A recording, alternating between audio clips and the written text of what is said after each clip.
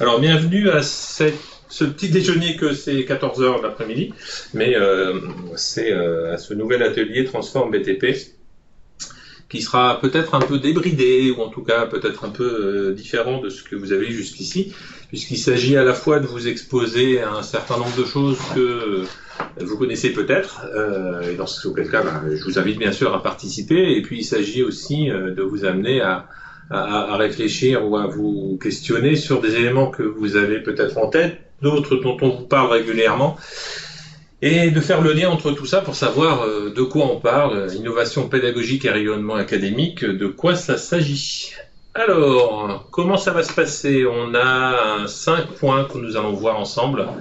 D'abord, très rapidement, trop rapidement, parce que ça pourrait donner lieu à un ouvrage en tant que tel, innovation et pédagogie, un lien naturel. On verra pourquoi, en fait, il est logique, il est même intrinsèquement indissociable, impossible de dissocier plutôt l'innovation et la pédagogie, enfin plutôt la pédagogie et l'innovation.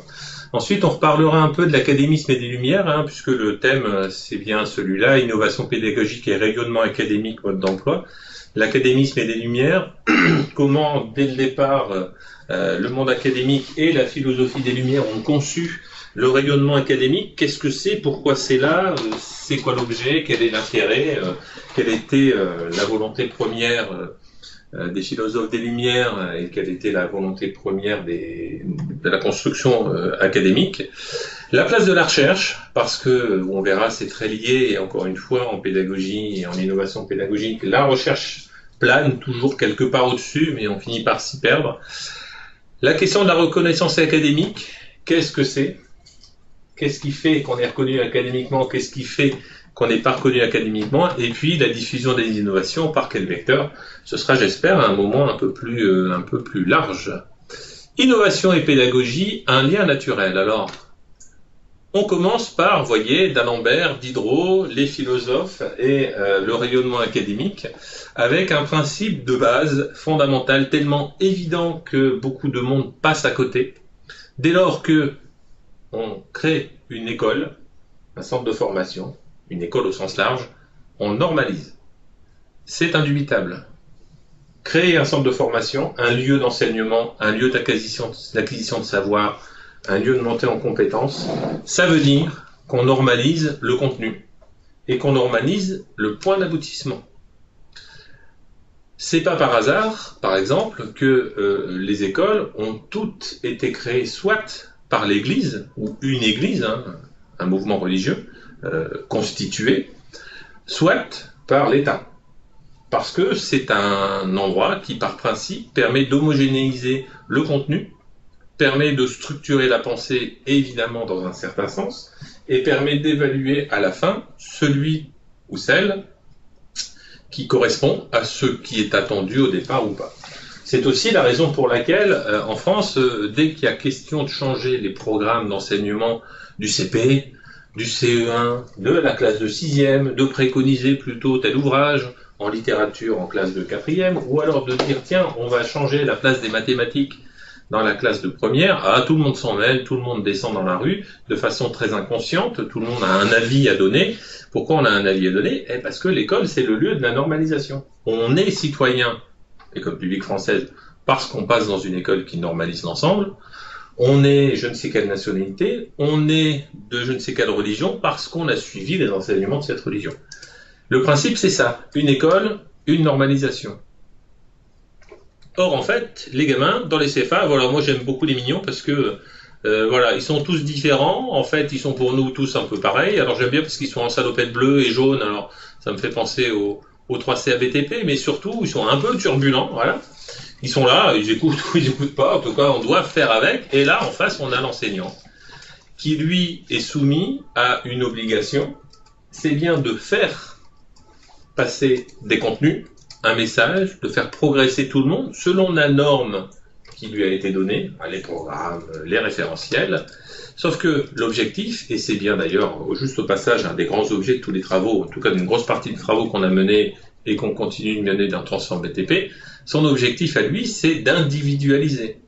Donc la normalisation de l'école, ce principe premier de ce qu'est la sorte de formation, ça amène à enseigner pour tous, ouais, ou à enseigner à tous, individuellement. Dès le départ, alors, c'est juste en passage, je m'aperçois que j'ai oublié un truc, c'est que on distingue bien là du coup la fonction d'enseignement et la fonction de préceptorat. Un précepteur, c'est quelqu'un qui a un, peut-être deux enfants, il peut en avoir trois, mais en tout cas, s'il en a plus que deux ou trois, il a des enfants très homogènes, parce qu'il enseigne aux enfants d'une même famille. Même valeur, même histoire, même vécu, même objectif, même référent. Donc en fait, il n'est pas enseignant, le précepteur. Hein. Il est précepteur. L'enseignant, lui, il est là, face à un groupe, et son objectif, eh ben, c'est de réussir à expliquer à chacun ce qu'il doit lui expliquer. Au-delà de ça, il doit réussir à faire monter en compétence ou à faire réaliser une activité à chacun en fonction des intérêts de chacun. Or, en fait, vous voyez bien, hein, l'enseignant, lui, plus le temps passe, moins il a de cheveux ici, plus il a de cheveux en dessous, ça c'est une question de mode, hein. Voilà. Alors que eux, en face, ils restent toujours du même âge. Hein. Quand on voit arriver les gamins, eux, ils changent pas. Ce qui fait que quand on est enseignant, on n'a pas l'impression de vieillir au départ. On est donc, ben voilà, c'est plutôt agréable. L'enseignant, oui, c'est plutôt pas. Il y a un moment où on se reçoit quand même des signaux forts. On leur dit, ouais, bah, souvenez-vous de l'élection de François Mitterrand en 81 et ils n'étaient pas nés. Par exemple, ouais, souvenez-vous de l'élection de Jacques Chirac, bah, ils n'étaient pas nés non plus. Voilà, il y a des grands événements comme ça. Hein. Pardon. L'enseignant a donc une double contrainte. Un, il doit trouver un moyen d'enseigner à tous ou pour tous. Donc il doit continuellement adapter son contenu à un public particulier. Et c'est d'autant plus compliqué quand le groupe est très hétérogène. Deuxièmement, il doit continuer d'enseigner, il doit continuer de faire monter en compétences, alors que le temps passe pour lui, mais pas pour les autres. En clair, alors que lui vieillit, mais les nouvelles générations arrivent. Et donc, les questions de normes, d'identité, de référence à ceci, de culture commune, d'habitude changent. Et l'enseignant, lui, il doit sans cesse se mettre à jour. Quand vous additionnez les uns et les autres, vous trouvez le lien conceptuellement et très pratiquement également évident de ce que la pédagogie, c'est de l'adaptation et c'est un besoin d'innovation en permanence. Si on n'adapte pas son discours, si on n'adapte pas sa façon de faire, on passe à côté de ce qu'on a enseigné, on passe à côté du public de gamins qu'on a en face, et puis on passe à côté du temps qui passe. Vous voyez, là, tout ce qu'on a lancé sur le numérique éducatif, c'est bien lié à ça. Alors, sur le lien entre innovation et pédagogie, vous avez une multitude d'auteurs qui ont écrit. Il vous suffit de taper ça sur le web, il y en a pas mal. C'est notamment une des grandes thématiques, une des deux grandes thématiques actuellement en travaux au ministère de l'Éducation nationale, l'autre étant les neurosciences. L'enseignement et l'innovation, la pédagogie et l'innovation, c'est parfaitement lié. Ok, donc on est bien dans le sujet. En tout cas, je suis content d'avoir proposé le sujet de l'atelier parce que je suis en train de vous montrer à quel point c'était intelligent de faire le sujet. Deuxième point, l'académisme et des Lumières. Alors, vous le savez très certainement. Ah bah non, vous le savez peut-être pas très certainement. Je pose la question comme ça m'éviterait de parler tout le temps. Vous avez en face de vous l'encyclopédie dictionnaire raisonné des sciences, des arts et des métiers. C'est de Diderot et d'Alembert. Est-ce que vous en savez quelque chose de cette encyclopédie? Mais c'est-à-dire, mais encore. C'est la toute première encyclopédie qui a été faite. Exactement. C'est la toute première encyclopédie. On la connaît d'ailleurs beaucoup plus sous le nom Encyclopédie d'Alembert. Voilà. Alors qu'on avait Diderot pour les lettres, d'Alembert pour ce qui s'appelle les mathématiques. Vous remarquez qu'il n'y a pas d'S d'ailleurs en mathématiques. Hein. Oui, sur la droite, c'est un zoom hein, sur. Voilà. Alors, c'était quoi l'idée de l'encyclopédie, la première? Est-ce que c'était vulgariser le savoir au plus grand nombre? Ah, c'est pas mal, mais c'est une vision un peu contemporaine des choses. Ah. Est-ce qu'il s'agissait de vulgariser? De rendre plus accessible? Exactement. Exactement. L'objectif, c'était de rendre accessible au plus grand nombre l'exactitude du savoir. La philosophie des Lumières, c'était ça. C'était nous, gens savants, devons nous adresser à tout citoyen, très lié à ce qui allait, évidemment, à la Révolution française, mais pas que à la Révolution française. Ça a eu d'énormes effets en Allemagne, dans ce qui allait devenir l'Allemagne notamment, mais c'est très exactement ça, c'est de l'humanisme, c'est le fait de porter à la connaissance de tous le savoir tel qu'il est précisément. Aujourd'hui, on l'interprète, comme vous l'avez dit, sous une forme de vulgarisation. C'est pas vrai, pas du tout. Quand on lit une encyclopédie, ce sont des articles pointus, compliqués, complets. Ça vulgarise pas, ça porte à la connaissance. Et donc, on en avait deux qui ont décidé de porter cette agrégation, ce rassemblement d'une multitude d'articles sur tous les objets savants visés par l'encyclopédie, Diderot pour tout ce qui était lettres, d'Alembert pour tout ce qui était la mathématique, ce qui allait devenir les mathématiques. Et on avait donc là la première encyclopédie qui a donné suite à une multitude d'autres choses. Aujourd'hui, quand on parle d'encyclopédie, on parle plutôt de dictionnaire encyclopédique. Et là, on est bien dans de la vulgarisation, parce que les articles, voilà. Alors, des encyclopédies, il y en a tout un tas qui sont sorties. La plus connue de toutes mondialement, c'est l'encyclopédie britannique, l'Encyclopædia Britannicus, qui est une somme juste exceptionnelle. Évidemment, c'est en anglais. Et, ça, c'est un problème. Où il y a une somme absolue de toutes les connaissances à un moment donné, puisque c'est mis à jour encore aujourd'hui très régulièrement. On est un peu dans cette idée avec Wikipédia, dans le sens où on a bien là deux personnes qui validaient le contenu, la façon dont c'était rédigé. Wikipédia, c'est un peu dans le mode collaboratif, mais pour qu'un article soit versé dans Wikipédia, il faut qu'il soit validé par une autorité quelconque. De cet académisme et de cette relation avec les Lumières est né deux choses, du coup. Oh, vous aviez Darcos. Voilà, l'académie, sur la gauche, et des gens savants sur la droite. Alors, le savant du XXe siècle, c'est vrai pour tous, c'est Albert Einstein. Voilà. Je suis toujours un peu surpris, mais allons-y, c'est Albert Einstein, donc c'est pour ça que je l'ai mis là. Donc d'un côté, un groupe, un ensemble de gens savants, et de l'autre côté, un individu. Pourquoi ? Parce que, de la même manière, là, on a bien une société dont l'objectif est de porter au plus grand nombre la connaissance, dans un grand sens humaniste, de progression de l'humanité dans un sens positif. Juste entre parenthèses, c'est très kantien, c'est-à-dire c'est très dans la philosophie d'Emmanuel Kant. L'histoire est là pour améliorer les sociétés et les systèmes, et l'histoire aura une fin quand l'humanité aura trouvé un système idéal. On est exactement là-dedans, très humaniste.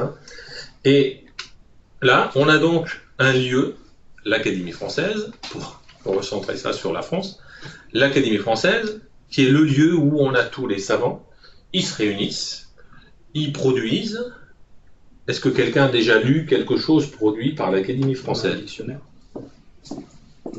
Oui, mis à part le dictionnaire, on n'en lit pas grand-chose. Il n'empêche que c'est là. Ils sont les gardiens du temple du savoir. Et puis, en face, quand on cherche un scientifique, on en a là. L'académisme, les Lumières, le groupement qui est là pour récupérer ou en tout cas conserver le savoir tel qu'il est et le faire évoluer vers l'action contemporaine et le futur. Et les savants, qui sont au milieu de nous, on a là exactement ce qu'on avait au départ, en tout cas, de l'académisme et des Lumières. J'espère que je suis à peu près clair.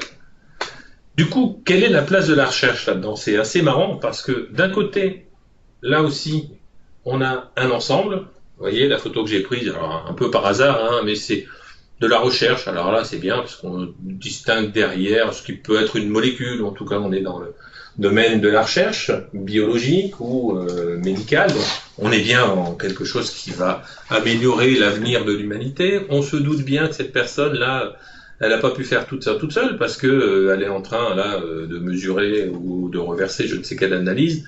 Ça fait partie d'un processus collectif. Ensemble, on est bien là. Il n'empêche que, ça c'est fabuleux, c'est celui qui publie qui sait. Et c'est là où en fait c'est marrant, en tout cas c'est la raison pour laquelle j'ai proposé ce thème-là, c'est que on sait bien on se doute bien que lorsqu'on publie quelque chose, un article, un ouvrage, c'est pas que sa propre pensée, quand bien même d'ailleurs ce serait sa propre pensée, elle est le fruit de tout ce qu'on a publié et on a pu s'enrichir des autres. Quand bien même on arrive là, c'est pas raisonnablement celui qui publie qui sait. Mais pour autant, c'est perçu comme ça. On a bien un ensemble scientifique dont l'objectif est la valorisation du savoir, le partage des connaissances, un monde meilleur, une progression de l'humanité.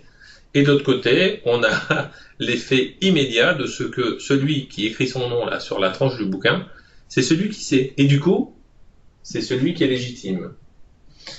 La place de la recherche dans cet académisme, ou en tout cas dans cette idée de ce qu'est le savoir et ce qu'est l'innovation, elle est en fond. On laisse penser que celui ou celle qui va publier là, c'est celui qui mène les recherches. Ben, pas nécessairement. Non seulement c'est pas nécessairement parce que l'ouvrage peut être collectif, non seulement c'est pas nécessairement parce que l'ouvrage ça peut être une compilation, mais on sait bien que la personne qui publie, c'est la personne qui écrit à un moment donné. Alors, l'archétype de ça, que tout le monde a entendu à un moment ou d'autre à l'école, c'est Aristote. Aristote, il a écrit sur tout. Ah, plein de choses. Et ses ouvrages les plus connus, c'est... C'était à toi de se s'adresser, Marie. Aucune solidarité. La première lettre. Alors, voilà, il a écrit un tas de choses. La politique. Voilà, il a écrit également la politique, il a écrit de l'âme, il a écrit voilà, une multitude de choses. Aristote, c'est à lui qu'on attribue la possibilité, le premier qui a réussi à mesurer la hauteur des pyramides grâce à l'ombre portée du soleil. Alors ça, tous les profs de maths l'utilisent, ça, voilà. C'est pas Aristote, c'est Thalès.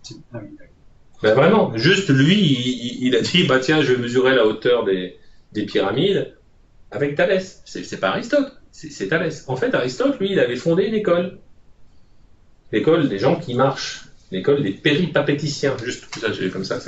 Donc lui, il avait fondé une école. Et comme en fait, c'était la première fois que dans une école, on écrivait le contenu des cours, eh ben, il s'est retrouvé avec son nom écrit en haut. Et un tas d'ouvrages attribués à Aristote, alors qu'en fait, il ne faisait que partager le savoir du moment. Celui qui signe là-haut, c'est celui qui sait.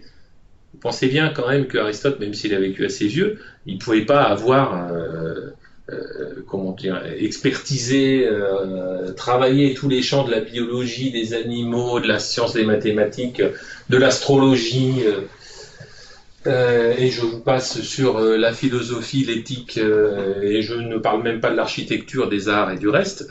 Non, c'est simplement qu'il partageait le savoir avec tout le monde. Donc la recherche, c'est une chose, la publication, c'est autre chose. Pour autant, on considère de façon évidente que c'est parce qu'on utilise, parce qu'on fait de la recherche, qu'on publie, et parce qu'on publie, qu'on fait de la recherche. Il y a un petit hiatus là. N'empêche que c'est vrai qu'il y a quand même une relation évidente entre l'activité de recherche et le partage des savoirs. Parce qu'on est en train de faire une recherche, un peu aussi parce que parfois on est financé pour ça, on publie.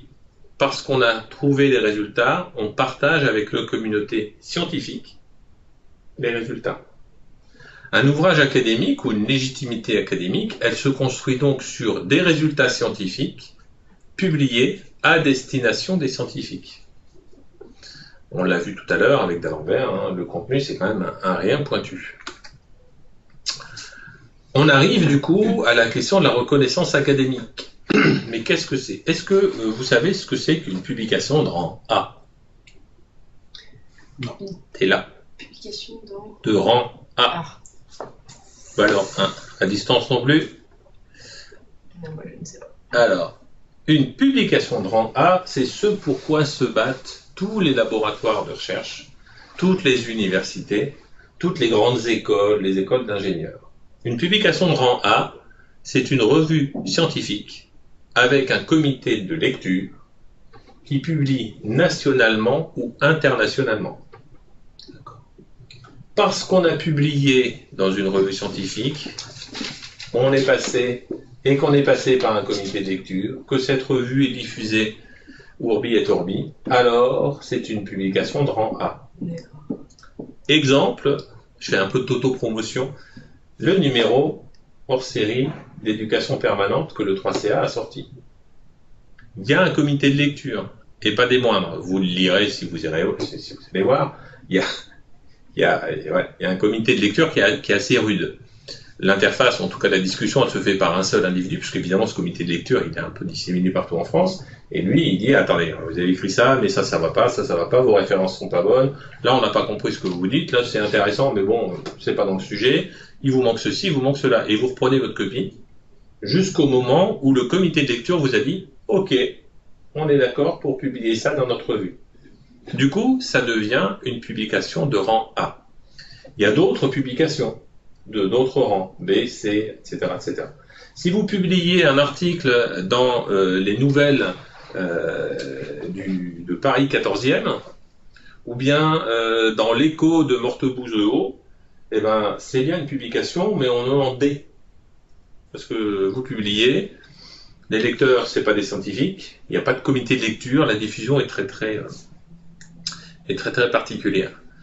Les publications de rang A, donc, c'est ce qu'on appelle les publications académiques, la reconnaissance académique. Parce que vous avez une publication de cette nature, alors vous êtes reconnu. Là, c'est le tableau de l'INSEC, qui est une grande école de commerce propriété privée, qui est très fière de son taux de publication. Là, vous remarquez qu'en fait, je l'ai pris parce que c'était très simple. 2 publications de rang A pour 4 années, ça fait un taux de publication annuel de 0,5. Ok. Si vous écrivez un article par an et que vous arrivez à le publier dans une revue, un comité de lecture patati patata, eh bien, si c'est un par an, vous serez à 1. Est-ce que c'est bien alors ça? Alors, 2 publications de rang A pour 4 années. Vous avez dans ce schéma les publiants et les non-publiants. Si vous publiez moins d'un article de rang A tous les 2 ans, vous êtes considéré comme non-publiant. Si vous publiez plus d'un article tous les 2 ans de rang A, vous êtes considéré comme publiant, selon l'AERS, qui est l'autorité de régulation de la recherche et de l'enseignement supérieur. Autorité de l'évaluation de la recherche et de l'enseignement supérieur. Donc en clair, vous voyez là que c'est pas si simple de publier de rang A. Et l'INSEC, il est très content parce qu'il se situe ici, à 1,3. Ça veut dire que ces enseignants-chercheurs publient de façon régulière et qu'en moyenne, ils publient 1,3 articles pour 2 ans, tous les 2 ans. L'INSEC qui va être acheté pour 1 milliard d'euros. L'INSEC qui va être pas racheté, dont le capital va être augmenté pour 1 milliard d'euros. C'est un changement de main capitalistique. Oui, donc l'INSEC, peut-être que tu es au courant, donc l'INSEC au début c'était quoi? Alors l'INSEC, c'est une école, initialement c'est une école de commerce qui a été montée à Bordeaux, qui a eu le visa grande école de commerce qui a été attribué quand Juppé était Premier ministre à l'époque et aussi maire de Bordeaux. C'est une école après qui est école privée, qui a racheté d'autres écoles, qui a augmenté donc son spectre d'écoles et quelque part aussi ses produits, parce que c'est des produits pour elle. Et puis donc il y a quelques années, ils se sont rapprochés de fonds d'investissement et l'école est passée sous pavillon étranger américain. Parce que le principal investisseur était américain et donc là ils ont continué de grossir, ils ont acheté tout un nombre d'écoles et puis j'ai lu quelques publications en effet comme quoi il y allait y avoir encore un changement de main actionnariale. C'est d'autres investisseurs, d'autres fonds de pension qui vont rentrer dans le capital de l'école. Pas de bêtises. Non, c'est exactement ça. Et donc voilà. Et d'ailleurs, ça pose des questions même au sein de l'école. parmi les anciens diplômés qui se posent des questions sur, en effet, cette croissance de l'école. Est-ce que ça va pas aussi un peu changer son ADN et ce qui est transmis aux élèves? Donc, c'est intéressant parce que justement, ça amène bien une réflexion sur ce que ça peut changer et que les choses ne sont pas immuables et qu'elles doivent évoluer. Absolument. Donc, c'est très exactement ça. Il y a eu une période pendant laquelle l'INSEC, parce que c'était une entreprise privée, c'était bien sous le 1900 au départ, devait croître ou mourir. Ils ont recruté une dame qui s'appelle Madame Lespine, c'est ça, ouais, qui a fait rentrer des fonds de pension états-uniens sur une part du capital. Ça lui a permis de grossir. Puis ensuite, elle a été mise de côté il y a 2 ans maintenant ou 3 ans. Et là maintenant, ça devient, effectivement, c'est vendu comme centre de profit.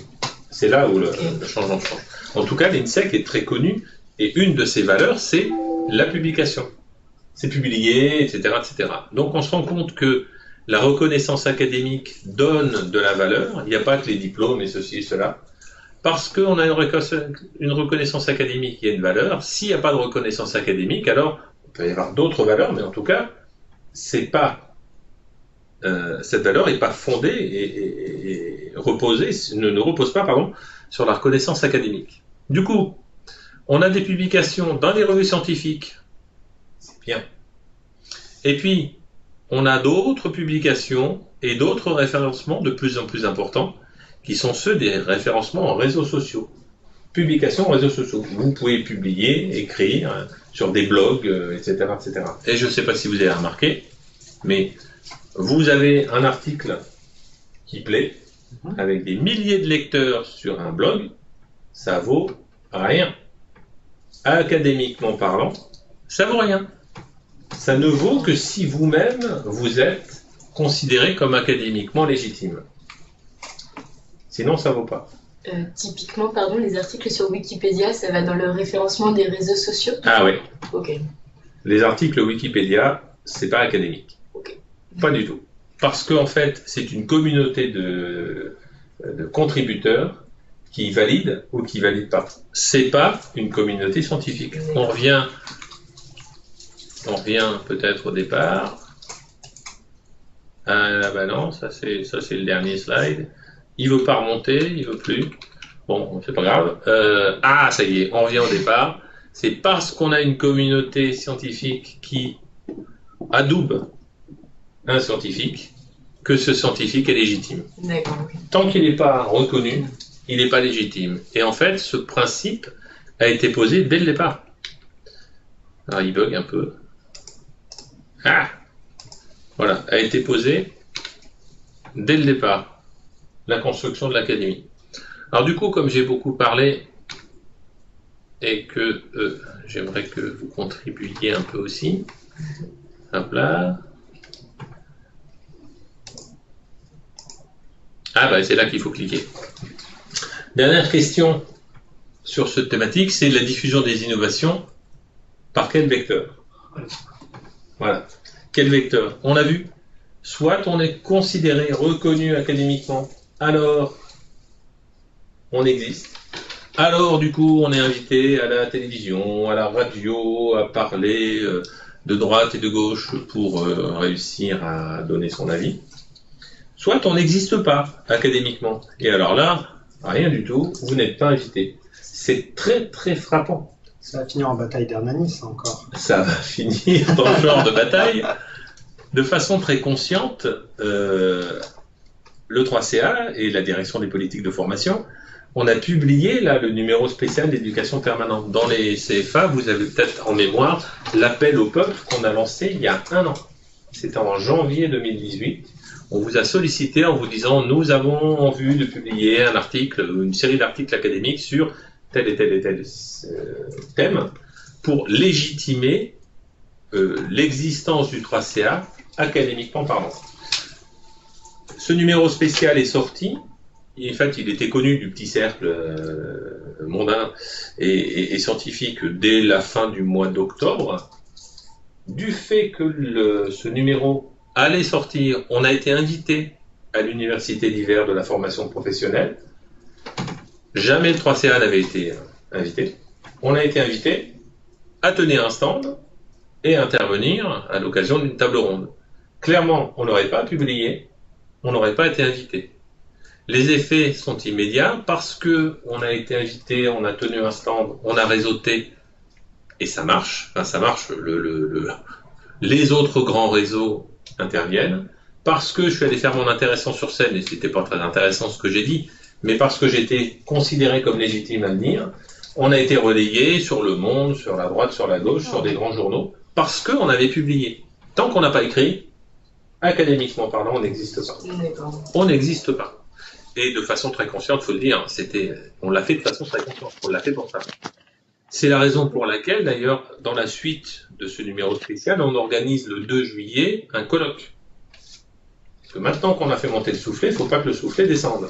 Le 2 juillet, nous organisons un colloque, vous serez tous invités, bien sûr, pour partager tout ce savoir-faire, tout ce savoir sur la pédagogie de l'alternance, le fonctionnement des CFA, qui maintenant commence à être écrit. Ça va permettre de discuter ce qu'on a écrit et puis d'amener d'autres sujets pour tous ceux qui n'ont pas pu publier la première fois. Colloque le 2 juillet et à la fin de l'année, Éducation permanente, qui est la revue, nous a proposé de sortir les actes du colloque en décembre de cette année. Okay. Et c'est comme ça que nous, on a décidé de se lancer. Alors du coup, je vais arrêter de parler, parce que depuis le temps que je dis, je vais le faire. La diffusion des innovations, par quel vecteur? Alors évidemment, dans le sens de la présentation qui a été faite, je vous ai remis le bouquin de Benjamin Constant de la liberté des anciens comparée à celle des modernes, parce que dans la diapositive juste avant, vous avez bien vu qu'il y a les anciens. Alors, c'est pas les anciens et les modernes tels que Benjamin Constant, parce que lui, il parlait des anciens, le monde antique, les modernes, justement, les Lumières. Aujourd'hui, là, c'est plus un petit pied de nez, c'est les anciens, le monde académique, les modernes, aujourd'hui, les réseaux sociaux. Quel vecteur peut-on utiliser pour diffuser nos innovations? Il y a Céline Sénégie qui a envoyé. Ah ben oui, on vous entend voilà. maintenant. Oui. J'essaye parce que bonjour, j'ai eu beaucoup de mal avec le micro, ça a bloqué, enfin bref. Eh ben, on vous entend très bien. J'ai bien écouté, j'entendais très très bien. Merci pour cette mise en bouche et puis au moins comme ça on comprend mieux. Il y a des choses effectivement que je ne savais pas. Donc, c'était pour moi très intéressant. Juste, est-ce que vous pourriez revenir sur la publication qui a été faite parce que en 2017, c'était un numéro spécial d'octobre 2017, c'est ça? Là, c'est décembre 2018. Oui. On a sorti un numéro spécial. Oui. Alors, la revue qui traite de la pédagogie, de l'apprentissage dans la formation, enfin, de la pédagogie liée à la formation professionnelle. La revue française, c'est Éducation permanente. Ah oui, d'accord. Oui, mais ça, je l'ai. Oui, voilà. D'accord. J'avais pas compris que c'était celui-ci parce qu'à un moment, ça a planté sur le micro, je vous ai perdu. Donc, du coup, je me suis dit, tiens, il y a un truc que j'ai loupé. Oui. Éducation permanente. Oui, très bien. Je l'ai. C'est ce numéro-là. C'est ce numéro-là. Et alors, il a été fait sans prétention. Mais il a été fait parce qu'on s'est dit à un moment il faut qu'on écrive ce qu'on sait faire. On a appelé tout le monde et finalement il y a quelques personnes du réseau qui ont réagi, qui ont contribué, et puis essentiellement des gens du 3CR, mais c'est normal, on est payé pour ça. Enfin, pas pour écrire, mais pour accompagner le réseau. Mais l'idée c'est que une fois qu'on a publié, c'est marrant, on est devenu intelligent. La veille, on est parfait d'abrutis, mais dès qu'on a commencé à publier, dès qu'on est rentré dans le schéma là de partage du savoir, celui à partir du, enfin j'ai commencé avec l'encyclopédie d'Alembert et hop là le système s'enchaîne immédiatement parce que on a partagé, alors on rentre dans l'académisme et on rentre dans la légitimation. C'est le cercle vertueux.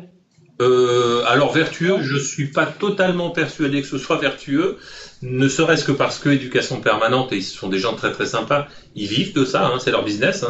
Eux, si on n'avait pas sorti un numéro là, ils auraient gagné moins de sous cette année. Donc voilà, enfin c'est pas que vertueux, c'est le cercle de la légitimité et de l'existence académique des idées et des pensées. Non, mais ce que je veux dire, c'est que plus on écrit, plus on est reconnu, plus on nous sollicite. C'était dans cet esprit. Absolument, c'est ça, oui, c'est exactement ça. C'est exactement ça. Donc, colloque le 2 juillet et fin d'année 2019. Publication des actes. Éducation permanente. Voilà, encore un numéro d'éducation permanente. Les actes du colloque. Okay. Voilà. Alors il y aura des choses qui auront été dites dans le colloque, et puis il y aura des points, très certainement des points de discussion qui n'ont pas donné lieu à publication. L'exemple type, c'est la plateforme de formation à distance Aptis. On était trop jeunes là, c'était trop court pour écrire un numéro scientifique en décembre, parce qu'on vient de le lancer, on était en train de tester les choses. Par contre, en décembre 2019, comme on aura un terrain d'expérimentation, un terrain d'activité, alors le réseau 3CA sera légitime pour publier un article sur le LMS, la formation ouverte et à distance des apprentis de premier niveau. Et puisqu'on sera légitime, on sera rendu visible, et puisqu'on sera visible, on sera invité. Voilà, c'est l'idée. Ceci étant... Là, il y a combien de CFA là, qui le testent là, en expérimentation cette année? Alors, on a été victime des demandes, ils sont 25. Ouais, au début, on a volé une dizaine sur 77, et ils sont finalement 25. Alors, en fait, ils sont objectivement 25, il y en a peut-être une douzaine qui sont très très actifs. Les autres commencent à regarder comment ça marche, quoi. Mais ouais. Alors typiquement là, est-ce que c'est une innovation? Je ne sais pas. Parce que c'était ce qu'il y avait avec les mignons. On est exactement dans le cas où en fait on a des jeunes là qui sont habitués à l'écran, attention pas à l'ordinateur, hein, aux écrans, aux interfaces écran. Ils sont nés avec, c'est des millennials, voilà, ils sont tous à peu près en 2000, hein, voire postérieurement l'an 2000, ils ont l'habitude des interfaces, ils ont l'habitude quand ils cherchent quelque chose, ben, ils trouvent, voilà. Et puis on a en face des formateurs qui ont besoin d'évoluer dans leur pratique, évoluer dans leur métier, continuer de comprendre comment cela marche. Pourquoi? Parce que nous, on est confrontés, quand je mets formateur, je me mets dedans, hein. Nous, on est confrontés à un besoin d'adaptation permanente. Donc là, on est exactement dans le cas de l'innovation d'adaptation, c'est-à-dire que on a des innovations technologiques, parfois d'ailleurs des innovations de rupture technologique, qui nous arrivent, qui ne concernent pas l'apprentissage ou la pédagogie, mais qui tout à coup déboulent. Et donc, il faut qu'on s'adapte. Alors cette adaptation est tellement forte qu'on peut tout à fait, et tout à fait légitimement, appeler ça innovation. Parce qu'on innove, voilà. C'est pareil avec ce qui est en train d'arriver sur la réalité virtuelle et augmentée. On a des comportements sociaux de jeunes, mais également de la société en général, et en face, la normalisation de l'école qui est obligée de s'adapter. Voilà. Alors sinon, vous avez quoi d'autre comme idée sur diffusion des innovations? Quel vecteur on peut utiliser? Ça passe aussi par un changement dans les cultures, dans la manière d'être peut-être. Donc je sais pas trop comment expliquer, mais ce serait pas une publication, ce serait plus un changement d'attitude, un changement presque un changement, pas de métier, mais un changement dans la façon d'exercer son métier en fait. Ouais, c'est très intéressant. C'est un sujet qu'on a essayé d'aborder pour le métier de formateur. C'est ce qu'on appelle les gestes et postures professionnelles. Il y a là aussi, il y a tout un courant d'analyse des gestes et postures professionnelles. Alors, ramener à la pédagogie, très rapidement, je vous refais la petite histoire. Il y a les 20 ans, on considérait que l'enseignant, c'est celui qui était le sachant, il déverse. Puis un jour, il y a quelques chercheurs du CNRS qui sont venus mesurer le temps de parole de chacun. Et ils se sont rendus compte que moins le prof parle, plus les jeunes apprennent. Ah, grande surprise. Donc du coup, les enseignants, on leur a dit, il faut plus parler. Bon, évidemment, c'était compliqué. Donc ils ont commencé à faire des vidéos, des trucs et des machins, et on s'est rendu compte que les jeunes n'apprenaient pas plus. Donc, autre vague, quelques années plus tard, mesure très objective, on a regardé le temps de parole des uns et des autres. Et on s'est aperçu que moins le prof parle, plus ils apprennent, mais uniquement si ce sont les jeunes qui parlent. C'est-à-dire qu'il ne faut pas qu'il y ait des blancs, il ne faut pas aller au cinéma. Voilà. Il faut que le temps de parole du prof, de l'enseignant, soit compensé par le temps de parole des jeunes. Ah, super, merveilleux, on a essayé de faire des trucs et des machins. Encore une fois, on a dit aux enseignants, il faut les faire parler. Évidemment, c'est des injonctions complètement... c'est pas pertinent. Et donc, on a continué de travailler sur la question. Je dis on, c'est les chercheurs, et se sont rendus compte qu'en fait, c'était pas tellement le fait de temps de parole qui était important, ce qui avait été vu 10 ans avant. Ce qui était important, c'est ce qu'on appelle les interactions, c'est-à-dire la discussion entre pairs, entre élèves, sur le thème voulu par l'enseignant.